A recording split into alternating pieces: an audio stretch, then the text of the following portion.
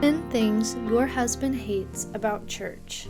Predictable services. Many men thrive on spontaneity, or at least changing it up from time to time. So a routine your husband can predict with his eyes closed doesn't help when it comes to sitting for an hour or more in church. 2. Meet and greet time.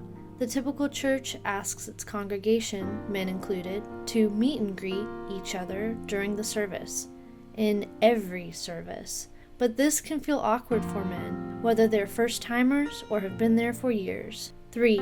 Lovey-Dovey Jesus songs.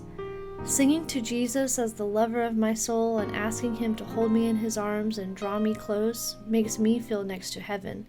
For my husband, and probably yours too, it feels a bit odd. 4.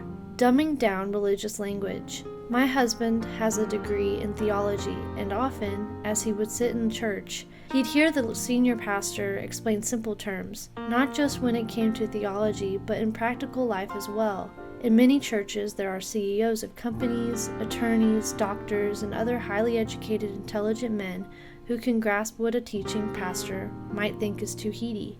5. Trying to connect him with others. While you and I, as wives, love to open up with one another and share our feelings in small groups, our husbands often need more of a trust factor to feel comfortable with that. 6. Roping him into service too quickly.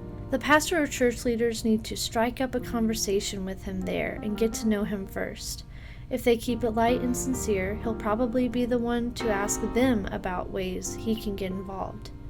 7. Failing to challenge him. A man needs to make sense of his work, his calling, and even his volunteer work in his kids' classrooms.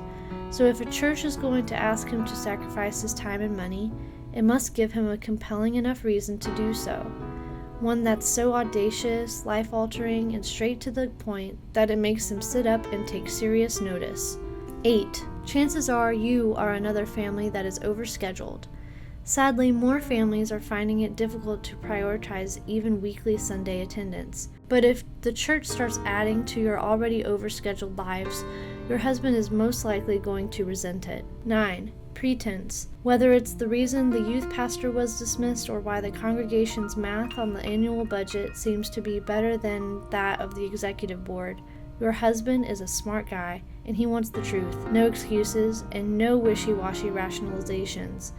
He can tell when someone is sugarcoating something or constantly changing the story. 10. Too many songs and only half a sermon.